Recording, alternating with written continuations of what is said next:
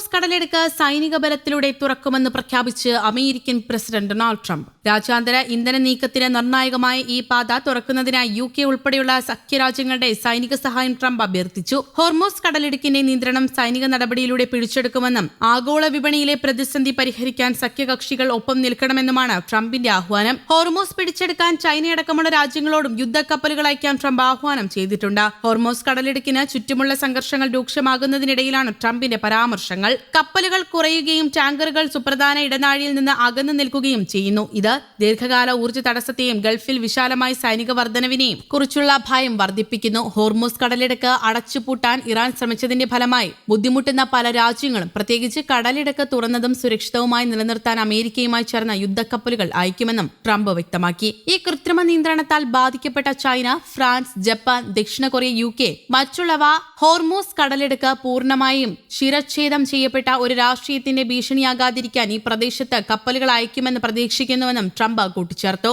ഇറാനും ഒമാനുമിടയിൽ സ്ഥിതി ചെയ്യുന്ന ഈ കടലിടുക്ക് ലോകത്തിലെ ഏറ്റവും പ്രധാനപ്പെട്ട സമുദ്ര പോയിന്റുകളിൽ ഒന്നാണ്. ആഗോള എണ്ണയുടെയും ദ്രവീകൃത ഈ പ്രകൃതിവാതകത്തിന്റെയും ഒരു പ്രധാന പങ്ക് എല്ലാ ദിവസവും കടന്നുപോകുന്നുണ്ട്. മണിക്കൂറുകൾക്ക് ശേഷം മറ്റൊരു പോസ്റ്റിൽ അമേരിക്ക ഇതിനകം തന്നെ ഇറാന് നിർണായകമായി പ്രഹരം ഏൽപ്പിച്ചിട്ടുണ്ടെന്ന് ട്രംപ് അവകാശപ്പെട്ടു. വാഷിംഗ്ടൺ ഇറാനെ സൈനികമായും സാമ്പത്തികമായും തോൽപ്പിക്കുകയും പൂർണ്ണമായും നശിപ്പിക്കുകയും ചെയ്തുവെന്ന് അദ്ദേഹം പറഞ്ഞു. അതേസമയം ഹോർമൂസ് കടലിടുക്ക് വഴിയുള്ള എണ്ണ കയറ്റുമതിയിൽ നിന്ന് പ്രയോജനം നേടുന്ന രാജ്യങ്ങൾ ഇപ്പോൾ ഈ പാത സംരക്ഷിക്കേണ്ട ഉത്തരവാദിത്തം ഏറ്റെടുക്കണമെന്ന് അദ്ദേഹം ഊന്നി പറഞ്ഞു. അദ്ദേഹത്തിന്റെ അഭിപ്രായത്തിൽ നിർണായകമായ കപ്പൽ പാത പ്രവർത്തനക്ഷമമായി നിലനിർത്തുന്നതിന് സഖ്യകക്ഷികളുമായി ഏകോപിപ്പിക്കുന്നതിൽ അമേരിക്ക ഇപ്പോഴും ഒരു പ്രധാന പങ്ക് വഹിക്കും. സഖ്യകക്ഷികളുടെ നാവിക വിന്യാസത്തിനുള്ള ആഹ്വാനത്തോടൊപ്പം ആവശ്യമെങ്കിൽ ജലപാത സുരക്ഷിതമാക്കാൻ US നേരിട്ടുള്ള സൈനിക നടപടി സ്വീകരിക്കുമെന്ന് US പ്രസിഡന്റ് വ്യക്തമായ മുന്നറിയിപ്പ് നൽകി. ഇറാന്റെ സൈനിക ശേഷിയുടെ 100% ഞങ്ങൾ ഇതിനകം നശിപ്പിച്ചു. പക്ഷേ അവർ എത്ര കഠിനമായി പരാജയപ്പെട്ടാലും ഒരു ഡ്രോണോ രണ്ടോ അയക്കുക, ഒരു മൈൻ ഇടുക, അല്ലെങ്കിൽ ഈ ജലപാതയിലൂടെ എവിടെയെങ്കിലും അല്ലെങ്കിൽ ഈ ജലപാതയിലേക്ക് ഒരു ക്ലോസ് റേഞ്ച് മിസൈൽ എത്തിക്കുക എന്നിവ അവർക്ക് എളുപ്പമാണ് എന്നും ട്രംപ് പറഞ്ഞു. അതിനിടയിൽ അമേരിക്കൻ തീരത്ത് നിന്ന് തന്നെ ബോംബാക്രമണം നടത്തും. ഇറാനിയൻ ബോട്ടുകളെയും കപ്പലുകളെയും വെള്ളത്തിൽ നിന്ന് തുടർച്ചയായി വെടിവെക്കുമെന്നും ട്രംപ് പറഞ്ഞു. അതിനിടെ ഇറാന്റെ പ്രധാന എണ്ണ കയറ്റുമതി കേന്ദ്രമായ ഖാർക്ക് ദ്വീപിലെ സൈനിക കേന്ദ്രങ്ങൾ അമേരിക്ക ആക്രമിച്ചു. വീഡിയോ അടക്കം പുറത്തുവിട്ടുകൊണ്ടാണ് അമേരിക്ക ഇക്കാര്യം വ്യക്തമാക്കിയത്.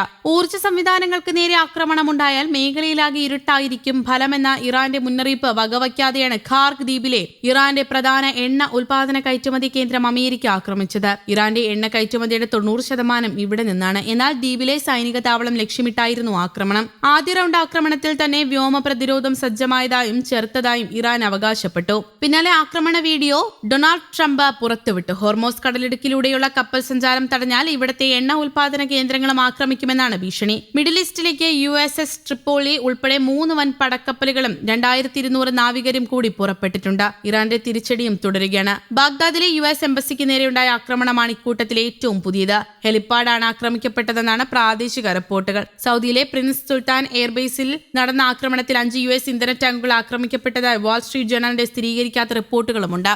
News desk, Kerala Kaumudi.